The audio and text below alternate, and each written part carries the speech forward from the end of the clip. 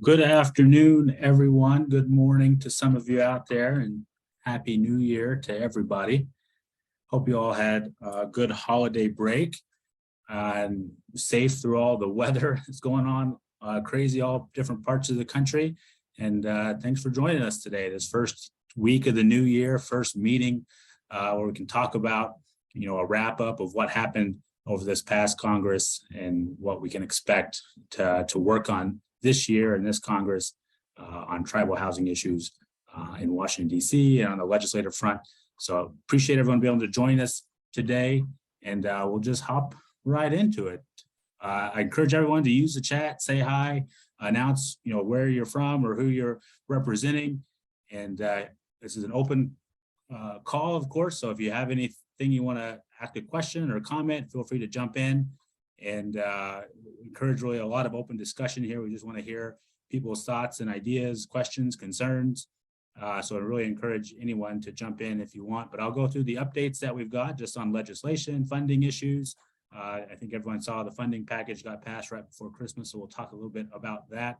And then we'll talk a lot about where we go from here with this new Congress starting up. I'm sure a lot of you have been looking at the news and seeing the votes on the House side for the Speaker of the House vote. I think they're in their 7th vote that's happening right now as we speak.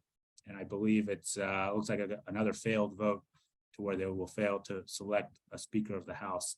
So we're all waiting for that to happen so the House of Representatives can get sworn in and really start the Congress on that side. But we'll jump in and we'll go through the conversations here today. All of these calls do get recorded, so be mindful of that. And then we will post these on our website or YouTube channel so people can see it if they missed out on the call in person. So let's start going through the slides. Try to create this first slide here for all of our calls.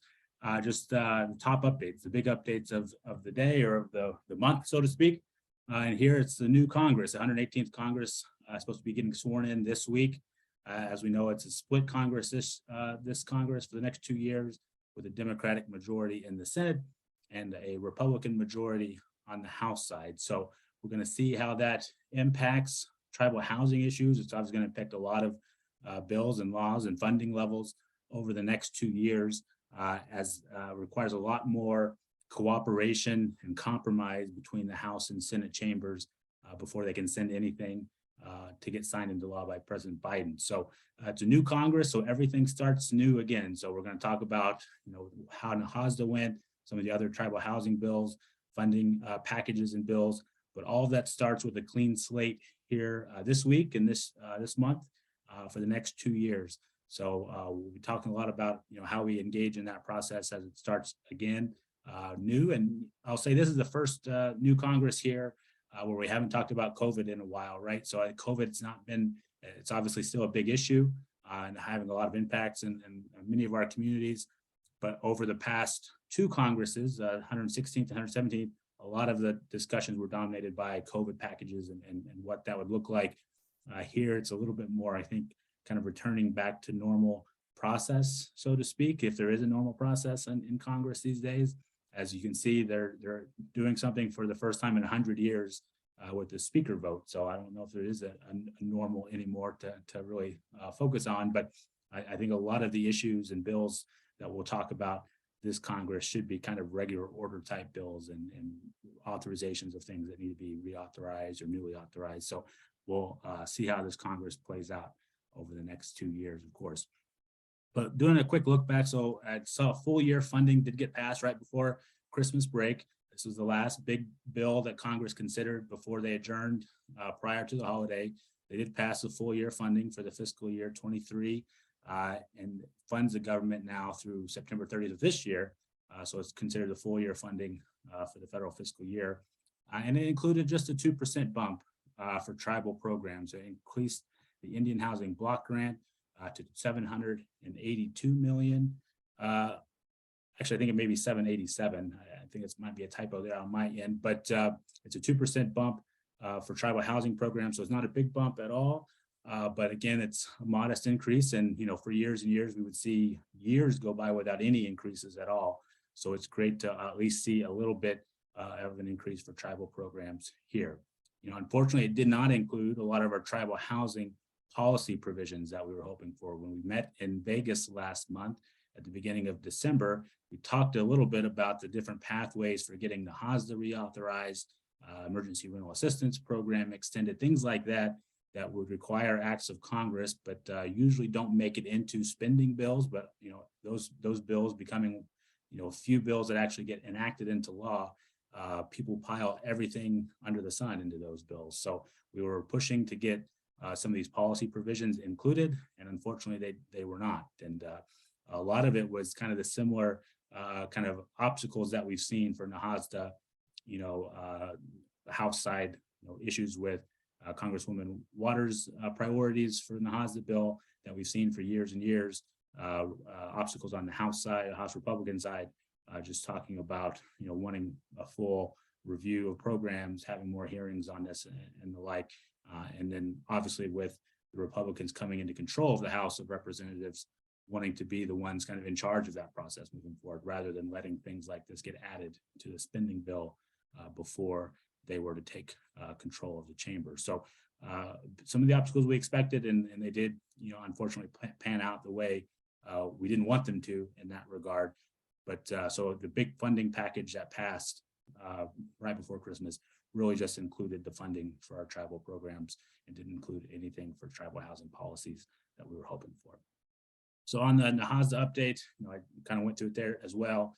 The process does start over now that we're into this new 118th Congress, and we have what could be a better kind of situation in the sense of leadership for the two committees that handle our NAHASDA bill. I think are probably more in line with one another under the current split than we've probably seen in the past. I believe Senator Schatz and Congressman McHenry on the House side, House Republican out of North Carolina, who's expected to be chair of the Financial Services Committee, had some conversations, and I think that was helpful in trying to move that needle forward as part of the omnibus package, but also helpful for moving us forward here in this Congress as well, and seeing some space to work together, interest in getting this across the finish line. So I think here we might lose some of the obstacles that we've seen in the past a couple of Congresses on NAHASDA getting passed. So it's always room for optimism. I know we're approaching 10 years now with NAHASDA being unauthorized, and you never want to see a program go that long without an authorization. But with a new Congress, there's always a fresh round of optimism that this can be the Congress that we get it done. It's really unfortunate. This job is really it's either an all or nothing win, right? You get a bill passed or you don't, and you don't think it's a successful year. But there has been some progress over these past couple of Congresses as well, just getting more support for NAHASDA and more interest in these programs. And of course, we saw NAHASDA get past the Senate for the first time in probably 10 or 15 years since it was last reauthorized. So there is progress being made, but unfortunately, we didn't get it passed in the prior Congress. So we'll be working on it throughout this 118th Congress, and hopefully, utilizing that momentum we saw at the end of last year to really try to push this issue forward sooner rather than later in this Congress. I know a lot of our tribal issues, particularly tribal housing, kind of move towards the end of getting added to end of year packages, but we'll see what we can do to really keep our momentum moving and getting these bills processed sooner in the year rather than later. So what does that look like? We'll talk about NAHASDA really briefly. 117th Congress, there were 3 bills essentially that were NAHASDA reauthorizations. The Senate side bill, which is the one that we were primarily pushing through most of the 117th Congress, had very bipartisan bill, S-2264. So this was kind of the year-to-year NAHASDA version that we're all very familiar with. 10-year reauthorization, included Native Hawaiian programs, included a lot of other tribal provisions that we'd like to see, the tribal self-determination, rental provisions, things like that. And this is a bill that actually passed the Senate in 2021 as part of the National Defense Bill, where it was added to that bill prior to it going to the House and getting dropped off. So it did pass one chamber. The other bills that were included, that were introduced last Congress, were the House bill, Congresswoman Waters' bill, HR 5195, a lot of other good provisions in that one as well. So I think the goal here for this beginning first of the few months here of this year is really working with the Senate side, Senator Schatz, Murkowski, and the House side, particularly McHenry's office or others that will be looking at NAHASDA through the committee on the House side and seeing, can we just have one bill that would move forward in both chambers that would be somewhat identical, and then go through the legislative process starting from there, rather than having these two competing bills that both have good provisions in their own right. But we obviously had some concern with the House version last Congress as well, with the authorization level, funding levels, and the Freedmen provisions that we continue to see. So here, I think the goal for this kind of next few months of this year is really trying to find one version that we can get both chambers to really pursue moving forward. The other reauthorization bill that we talked briefly about in past calls, American Housing Economic Mobility Act, very larger national housing policy bill. It did also include a NAHASDA reauthorization, but it was very a one-party driven bill, policy bill that doesn't really move very far. So those are the three authorization bills that we saw. And that's where we'll be picking up from this Congress as we start working with folks in leadership positions. We will have to wait a week or two, I think, more still on the House side to kind of learn what those committees look like. Part of the speaker vote that we're seeing in the news now, sometimes that can lead to deals, promising committee assignments, committee leadership positions, things like that, before a final vote can get done and a speaker elected on the House side. So we'll have to see what that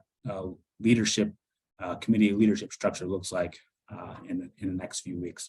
Some of the other tribal housing bills, and then I'll open up for quick questions if anyone has any that we saw in the last Congress and how they'll carry over this year. Another big target that we got pretty close, and certainly a large part, or in most part, to the work of the South Dakota Homeownership Coalition and some of the partners that we were working with then, and then that they recruited to help as well.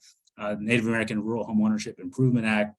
This is the USDA Native CDFI kind of set aside project, where we're seeing USDA single family home loan funds provided to Native CDFIs on the ground that they can then deploy those new homeowner mortgages on the ground in the local community and do it at a better rate, more efficiently, and know the communities better than the USDA had been able to do. So this bill got pretty close. It actually got some bump ups in the appropriations process as well.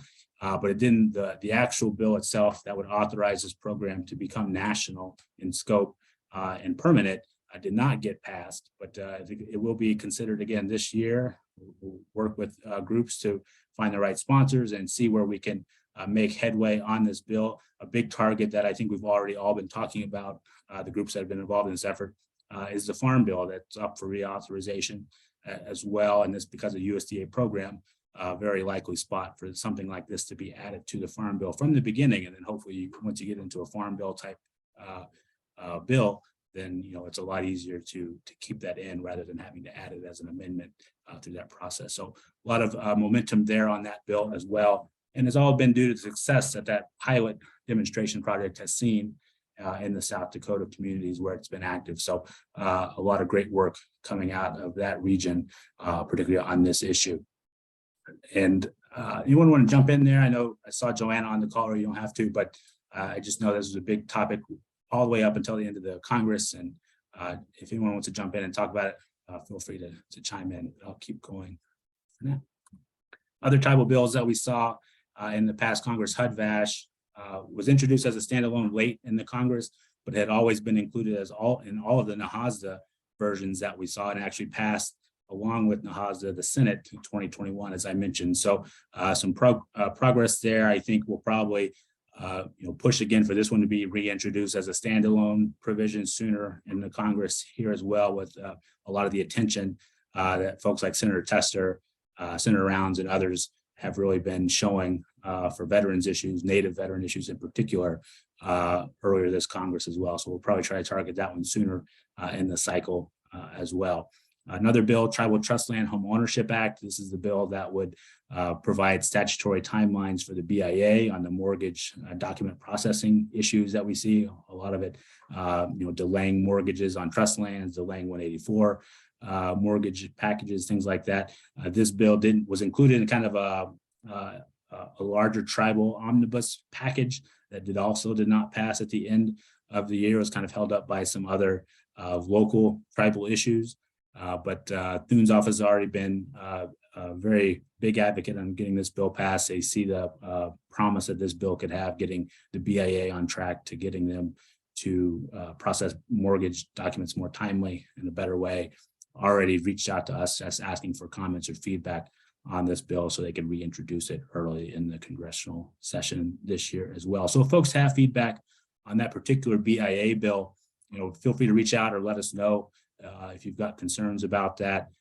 We'll be working with Thune's office just to kind of shepherd that through the process as well. It went through the full process last year, got voted out of committee, Indian Affairs Committee, just didn't get attached to any kind of last minute passing bills that we usually see. So this will be another bill that will come up in the new year here. Finally, I wanted to bring up the VA, Native American Direct Loan Improvement Act. I probably don't have all the right details on here. I know it had some changes towards the end of the year last year, but this will be another bill that I'm sure will have a lot of traction and momentum carry over from last year. And we'll see this bill sooner rather than later, really trying to improve the Veteran Affairs Department, Native American Direct Loan Program, just getting more loans out to Native veterans for trust lands and tribal communities, really addressing some of the issues that the GAO report that was released also last year saw with the program, really trying to overcome those obstacles that are hindering that program from reaching more Native veterans. And this bill would attempt to achieve a lot of that and include that relending authority ability for Native CDFIs. So we've seen a big push trying to get Native CDFIs generally, but in Native communities, Native CDFIs are really involved in these programs because we know that's a great way to get these funds deployed and out to families who could use them and need them. So we'll see a lot of progress, I think, on this bill early in this congressional session as well. So I think I'll stop there. Those are kind of the overall policy bills that we saw from last Congress. Some of the things that we'll focus on as we begin this year as well are some of the other tribal issues that you all have expressed to us over the years. Section 8 vouchers, low-income housing tax credit improvements, working with those offices who are constantly working on those types of larger bills, particularly LIHTC is that example of that. There's always an effort each Congress each year to improve the larger LIHTC program. We're always trying to get the tribal improvements inserted into that as early in the process as we can. So we'll definitely be doing more outreach to them on those issues. But if there's other tribal issues that we need to be highlighting, certainly let us know. We'll be looking back at all the resolutions that the membership has passed in prior NEHC conventions just to see what we're missing. But a lot of what NEHC membership have commented on through the resolution process, I think are in a lot of our bills now, particularly the NAHASDA bill, but always looking for ways to make improvements. And some other ones, I know the 184 jurisdictional issues, that was in the House version of the NAHASDA bill. So when I talk about trying to find one NAHASDA version that we can all be comfortable moving forward with, it's trying to incorporate the best parts of both that House and Senate version to see where we can make some progress and move forward on. So things like that had some of the smaller pieces that I know would help a lot of tribal programs. I think the 184 issue was in the House version. The flood insurance program provisions were in the House version as well. So trying to find ways to insert those or get those included in kind of a final, comprehensive NAHASDA bill moving forward. So I'll stop there. I've been talking already too much. So let me jump in and just see, or let you all jump in and see if there's any comments or questions out there before we move on to funding issues. Okay. It's a quiet group today. No one's recovered from the holidays quite yet, I guess. So we'll keep going. Oh gosh, what did I do there? So we'll jump into the FY23 appropriations piece. This is what got passed right before Christmas. As I mentioned, a small increase for tribal housing there. I think the right number is $787 million for the Indian Housing Block Grant Formula Fund. So that jumped up from the 772. And then we saw that number jump up from 650 the prior fiscal year. So here's where we're seeing that big jump in the 1 year and here a smaller jump here in this past year. So now it's Indian Housing Block Grants at $787 million, so almost a 2% jump. IHBG competitive held steady at the $150 million level. ICDBG was increased to $75 million for this coming fiscal year, so that's a bit of a jump as well. Increases, still not getting your programs back to where they were. If you think about first year NAHASA funding levels and all the inflation over the years, particularly the last couple of years, is not keeping your programs whole in that respect. And unfortunately, the percentage of the HUD budget that tribal housing contains or still continues to fall. So the larger HUD budget continues to grow for all the HUD programs, but grows at a higher rate than our tribal programs. Unfortunately, I have that in the next slide, I think. Here we're talking about tribal housing programs jump up 2%. The larger HUD budget, I think, jumped up, I want to say 7%, 7.5%, up to $70.5 billion for the entire HUD program. So those are the kind of the increases that we saw. You see on the slide, you see the overall kind of picture for tribal housing, IHBG competitive.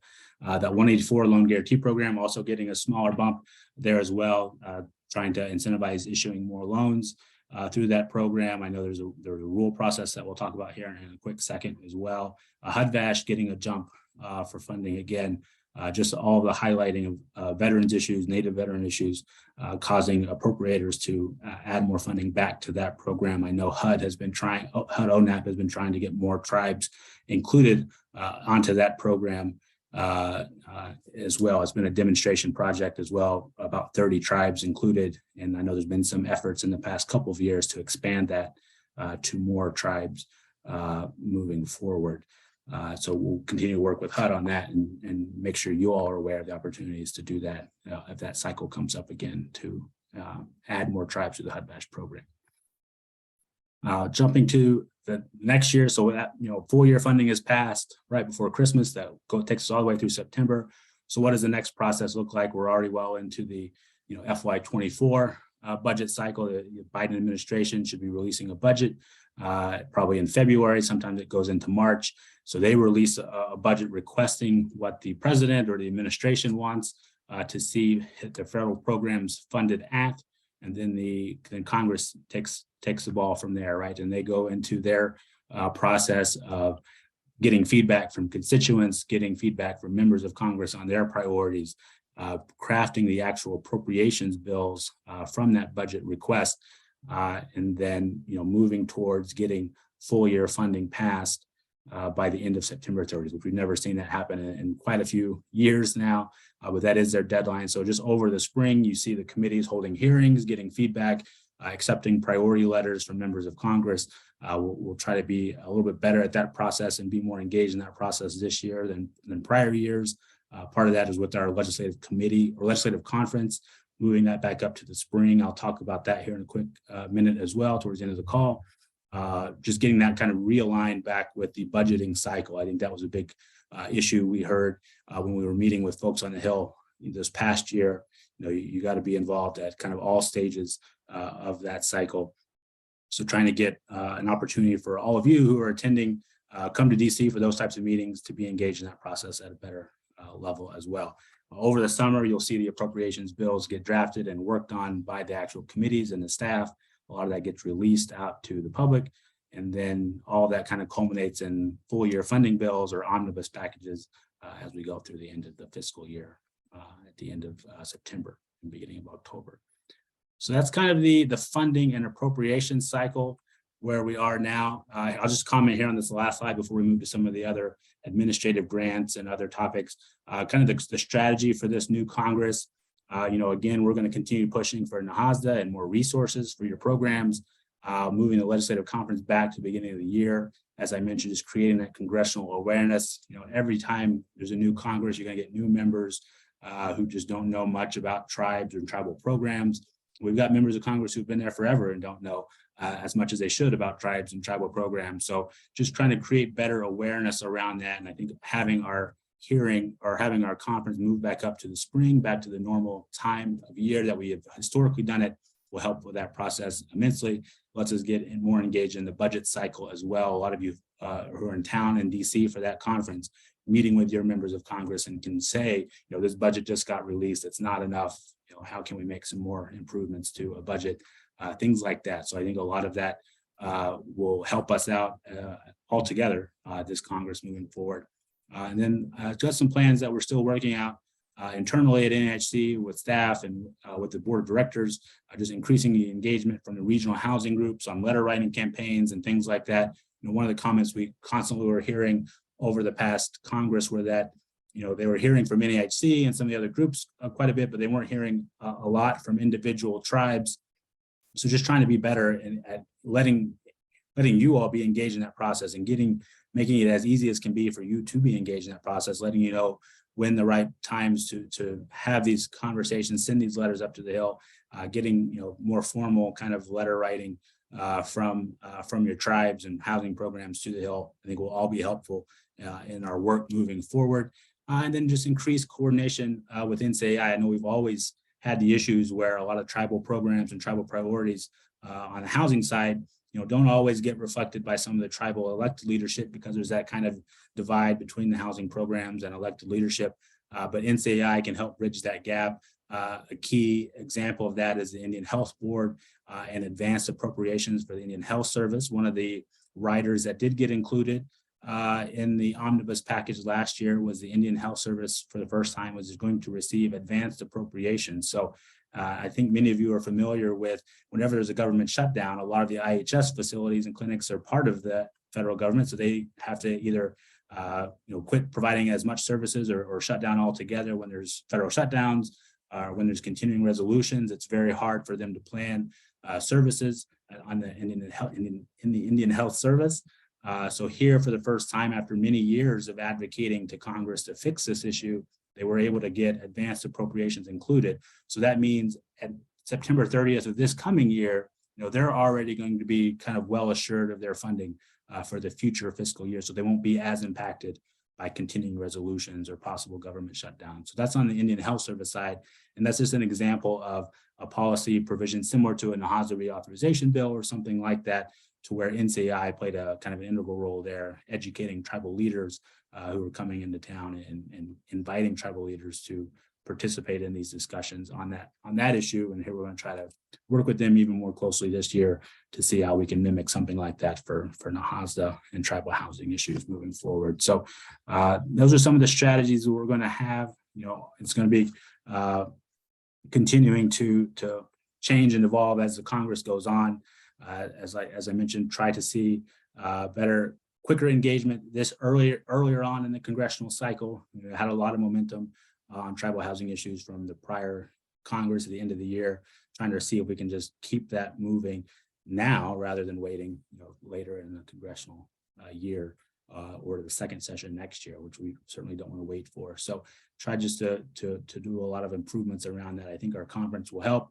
We're going to reach out to the members and committees to see if there's any reasons to do more formal listening sessions or even hearings on housing issues, things like that, to really just engage Congress and really get them fully aware of the ongoing housing needs in your communities and how they can help alleviate those needs and provide better funding or resources for your community. So there's some strategies there, and I'll try to keep the slide in for future months so we can see how it changes and any additions or more specific strategy items that we can include there and how we can engage all of you and just make it a better process for everyone all around. And hopefully that leads to some better results. So I'll stop right there before we get into the grants. Any other feedback or comments so far? Maybe everyone is just glued to their C-SPAN watching the speaker votes on another channel. But we'll continue going through the slides here. Current ONAP grants, I think there's really only the two that are out there right now, and one is already passed. We're just waiting for the awards to be announced. That's the ICDBG, ICDBG annual funding. $92 million in grants are expected to come out of that NOFO that had the deadline in October, and we're waiting on grant awards to be released sometime early this year. The FY22 Indian Housing Block Grant Competitive Grant has $130 million as part of that grant cycle. Original deadline was last year, but it has been extended to January 24th. There were webinars hosted by HUD in early November. Those recordings are on their website. We'll try to make sure we're sending those back around to everyone through our newsletters. And there was an FAQ as well that was released by HUD in the middle of December. That was just an update on some of that IHBG competitive NOFO frequently asked questions and guidance on that.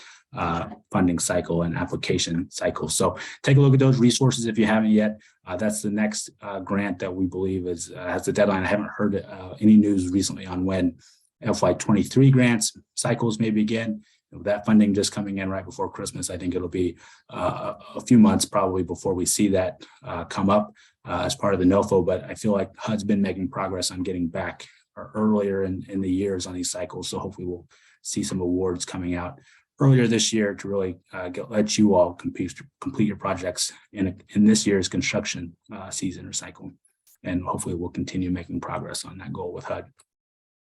The next slide here just talks about some of the open comment periods that we see that are out there right now.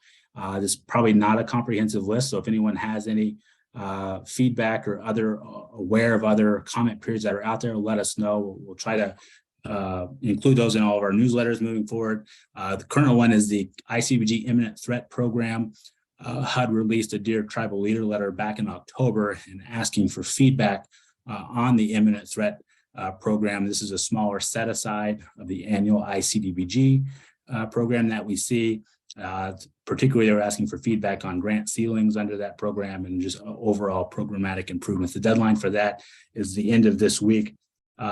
This coming year, NAIC is going to try to do a bit better job of putting out templates for specific comment periods moving forward. This one is one that, I don't know that there's really a consensus on any big changes that need to happen here. I think it's just making sure that reporting and all of that is just streamlined as can be for tribes. I know each of these grants adds another layer of reporting and documentation that you all have to keep up with. So not a lot of feedback, particularly on the grant ceiling issue. We know that's always an issue between more grants or less grants, things like that.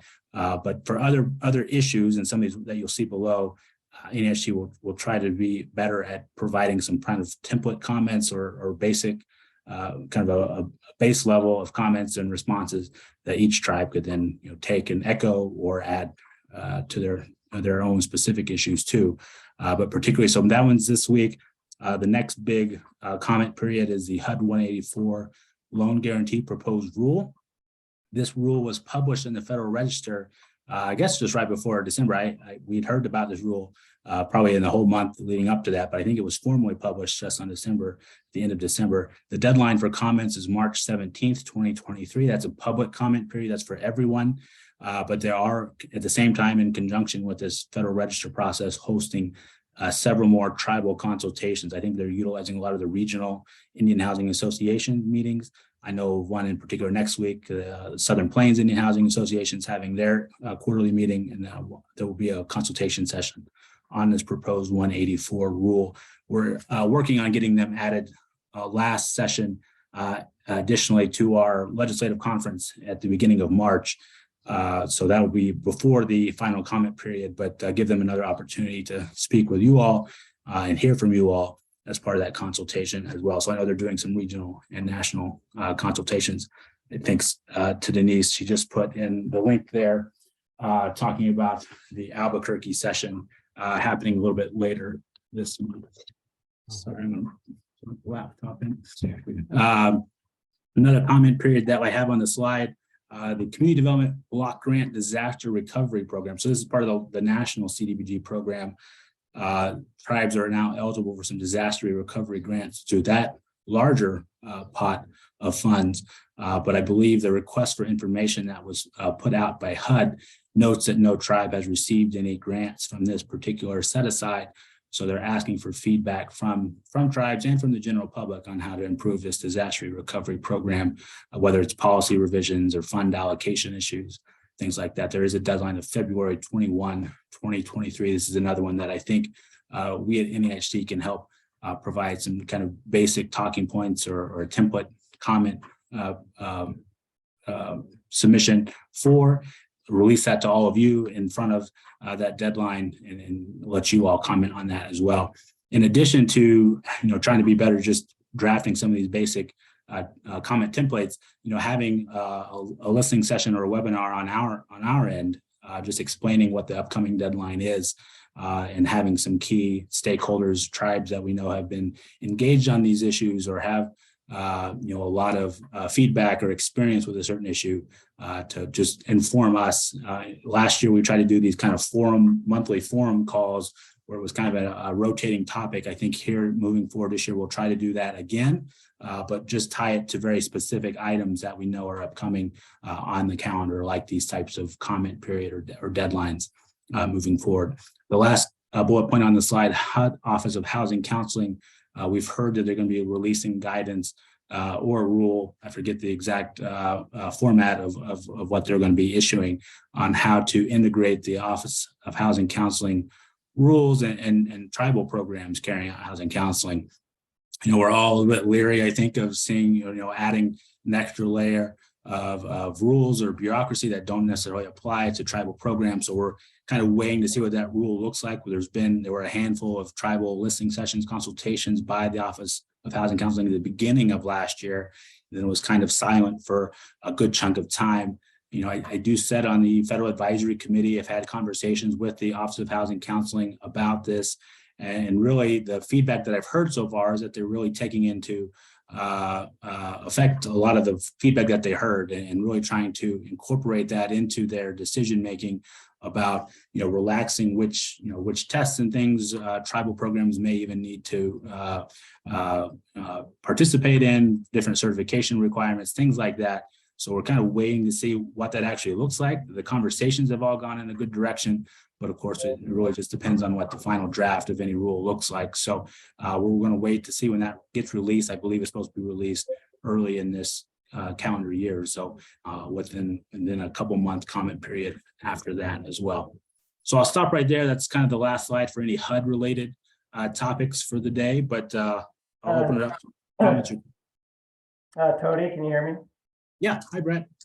Yeah, this is Brett Robinson, owner of First Tribal Lending, and it's all right. I wanted to make a couple comments about the 184 process that's coming up. Yeah, thank you. We feel this is a really important time that hasn't happened for quite a while. There's sort of a couple things happening here. On the face of it, is this proposed rule that was published. It includes a lot of really technical, sort of behind the scenes stuff for the mortgage industry.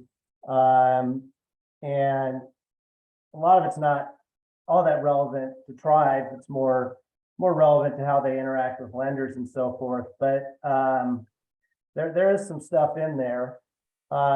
The other big thing that it doesn't really talk about that's going to happen as soon as this is sort of finalized is they are going to go back through and rewrite what they call the processing handbook, which is really our underwriting guidelines. It's sort of the lending rules for what we're allowed to do in making 184 loans to tribes and tribal members.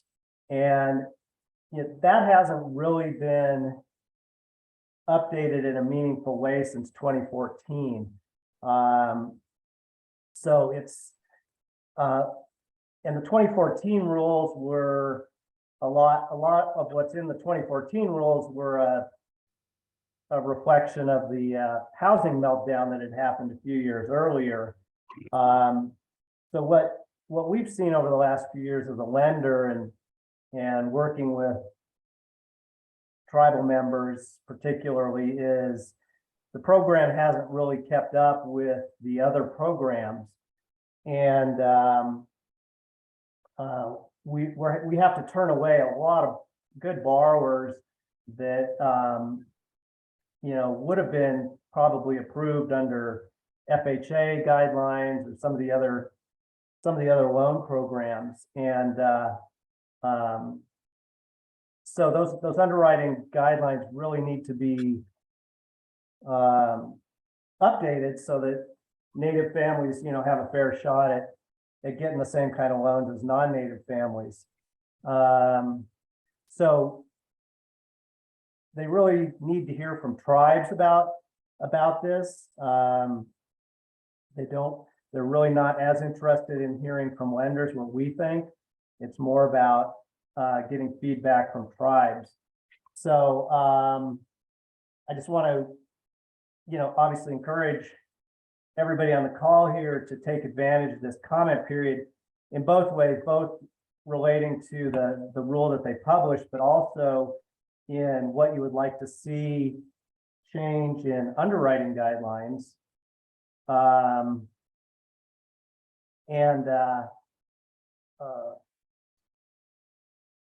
We're hopeful that, NAIC can get out the word to everybody about this. And, we're certainly willing to put our 2 cents out there if any of the tribes or housing authorities or organizations are interested in, what we think about what ought to change to make the program a lot more effective and helpful going forward. Yeah, great. Thanks, Brett. That's a lot of good comments and feedback there. I think, the goal of this, I think the stated goal by HUD is really to, one, increase bank participation, right? So if those are the types of issues that you all need to see and other lenders need to see to increase participation, increase mortgage rates under the program, then that's all going to be helpful feedback. I would encourage everyone to take a look at the consultation schedule on the HUD website. It does list all of the, I think it's 7 or 8 now, and I think they're largely in conjunction with the regional groups, as I mentioned. They had that, I think they had to cancel 1 or 2 earlier this month already because of weather, or late last month, that they're trying to reschedule or do in conjunction with a different event. But certainly encourage everyone to provide that type of feedback. That'll help us in any drafting that we do as well from the NHC's perspective, just to highlight that that's a an additional need, maybe outside of the proposed rule itself. But I mean, the goal is just to make this program better, right, for both trust, fee lands within tribal areas, but trust lands as well, and just making it better across the board and getting more Native families into homes when they're very clearly eligible and should be able to access a mortgage product. So that's the overall goal. So anything that helps us get to that, I think, is always helpful. Any other comments real quick on some of these comment periods before we keep going? Hey, Tony, Jewel Burnett. Hi, Joel.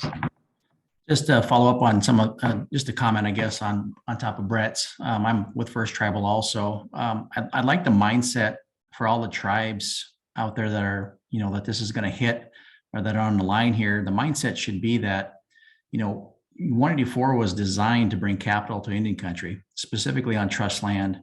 And it's really tough to get trust land deals closed, obviously, for many reasons. But the mindset needs to be that, they need to keep this program unique and not what we call conforming in the mortgage industry.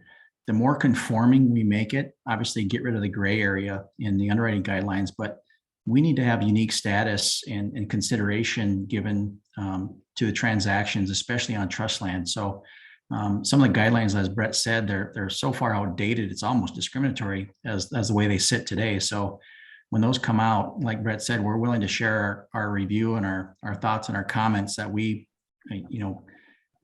put together from a lender perspective, but we really need to get these program guidelines updated so they're fair to our people, especially on trust land. So we obviously want to do more deals on trust land because that's what this program's about. But if we can't get all the quirks worked out in this thing, it makes it really difficult for any lender to jump into this business, and the lenders that are here doing it today, I mean, it just makes it that much more difficult for us to continue on. So with the BIA issues and the underwriting issues and what have you. So hopefully the tribes will really take a hard look at this. And if they have any questions, just reach out to their lender or reach out to Brett and I, and we'd be glad to share what our perspective is on it.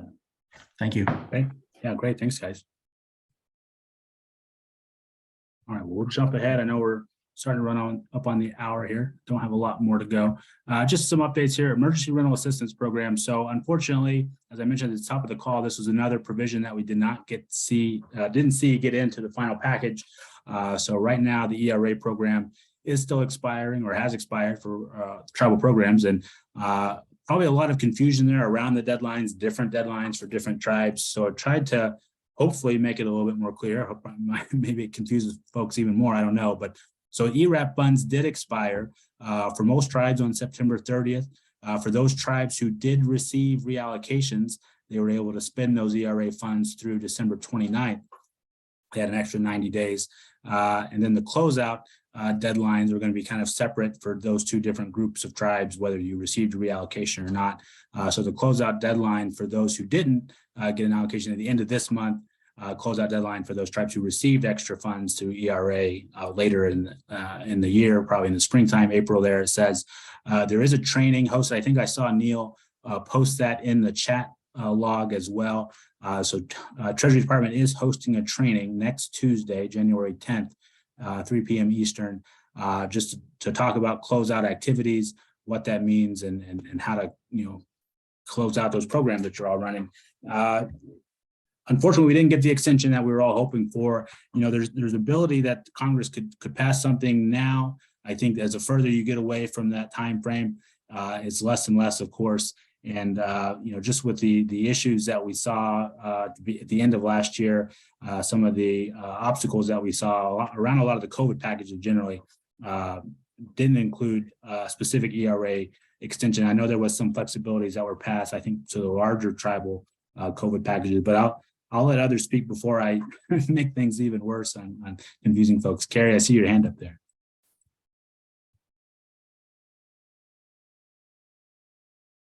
We can't hear you. Doesn't look like you're muted. Can you hear me now? Yes. Okay, thank you.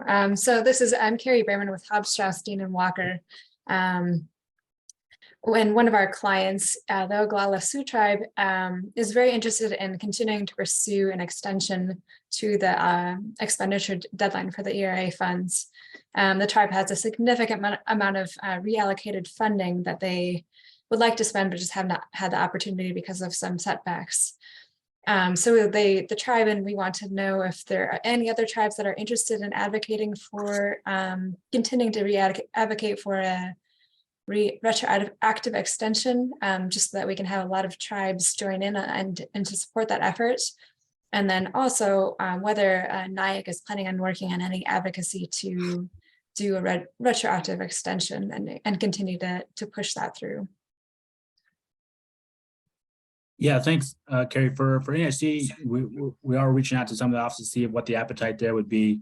With the House side not being really settled in, it's hard to do a lot of outreach there now, but we will be doing that. We had a board delegation coming in at the end of the month as well, this month, to meet with a lot of kind of key stakeholders for tribal housing generally, not necessarily just for ERAP specifically, but for anything related to tribal housing. So we'll be hitting a lot of the offices that would be interested in learning about the ERA issues as well. So we are continuing that work. I just know that, from a standpoint of when something's expired, the further you get past that deadline, the appetite for moving something like that in Congress gets less and less over time. So I understand it's still a big issue. It sounds like it's still a good chunk of funds that Treasury may have to reclaim as well. So we'll ask about it. We'll work on it a little bit more and see what the appetite is and see if there's any routes that are possible. Just the way Congress has been going with these big packages being worked on and really nothing else moving besides some of these bigger packages. I'm not clear yet kind of what those big packages might be earlier in the Congress to really allow for something like that, just because of the divided chambers. But it's certainly something we'll be checking in on and seeing what we can do moving forward. I see some chats in there. I don't know if anyone else wants to jump in. I didn't catch all the questions, and I'm not sure I would want to give my opinion on any of these questions anyway, not want to confuse issues even more. But if anyone else wants to chime in on ERA issues, happy to let you jump in. Hey, Tony, this is Leslie Wheelock. Hi, Leslie. Hi, good to see you. Calling in from Big Fire on behalf of the Oglala Lakota Housing Authority in conjunction with Carrie for the Oglala tribe. We do have a big push that both Big Fire as well as HSDW are going to take, beginning with Dusty Johnson, who's still interested in moving this forward. That is proposed to begin next week. We have two asks. One is to extend the timeline for these expenditures or for the obligations to the end of 2023. The second ask is to get together with you and AIHC leadership to talk about a bit of flexibility to try to make ERAP 2 align with ERAP 1 for an 18-month assistance period rather than a 15-month assistance period. So there was a disparity between those two ERAP funding vehicles. ERAP 2 for the states had 18 months, as you know, and ERAP 1 had 15. But that one, we need some more support for that one, obviously, than we do simply to extend what was already out there. So we're going to try to start that push as soon as possible. And I know you were on board with us before the omnibus came out and alongside us with the omnibus. So we just have to see continued NAIC support for that. Great. Well, we're happy to jump on a call with you guys or Hofstrauss or anyone else just on this issue and see where we kind of can move forward from here and be kind of more just echoing what we're all saying. So happy to coordinate something either as early as tomorrow, early next week. I'd be happy to jump on a call as well, whatever would work. Great, thank you. Yeah, thanks everyone. Yeah, emergency enrollment assistance program, tons of different rules for different grantee stakeholders, ERA 1 versus ERA 2, different rules even between those two kind of allocations that Congress provided. So a lot of things to navigate. And I know just we were hearing, all sorts of different comments and feedback from the Hill at the end of the year too, just wondering if tribes hadn't been able to use the funds yet, what's the point? Some of us are even saying, what's the point of extending it? And obviously those are the big obstacles that we have to overcome, right? So there's clearly a point in making sure that these funds are getting to the families that need them, particularly in these types of programs that were all new. It took time to get set up because we're waiting on, guidance and proper guidance. So a lot of good reasons to extend the program. Just know that we're all kind of hearing some of the same obstacles too, that, there's a lot of obstacles on the House side, pretty good conservative side, just talking about COVID packages and not willing to extend those out further than they need to be. And but certainly something we're going to keep working on and happy to coordinate with any folks as well. So I'll reach out to both you and Carrie just to make sure we're all kind of moving forward on the same page. Thank you. Great. Real quick, next slide, just homeowner assistance fund. I haven't updated this slide because it's just not something that's really been, a real time sensitive priority, right? I think we're all aware that homeowner assistance fund is another fund from Treasury that can help a lot with your homeowners in your communities as well. A ton of tribes still have not submitted their HAF plans. We still have some help and resources from technical training and TA from NAIC's perspective. If you reach out to us, if you need help drafting or submitting those plans, let us know. The program has a little bit more shelf life than ERA, which is why we haven't really focused on it so much. But as we kind of transition from ERA, and hopefully we get an extension there, but if we have to continue transitioning, we'll highlight some of the issues that you guys are experiencing with the homeowner assistance fund. Happy to hear any feedback now. If anyone wants to jump in, if you've got any feedback on the HAF program or things that need to change or get improved, happy to start collecting more feedback on that program and relaying that to our partners here in DC. But you can reach out to me, after this call or offline as well, or anytime during the month, of course, before the next call, just to talk about HAF as well, to see if that program needs to be looked at more closely on things to improve about it. So really those are our updates here that I wanted to go over this month with everyone. It's a new year, right? New Congress as well.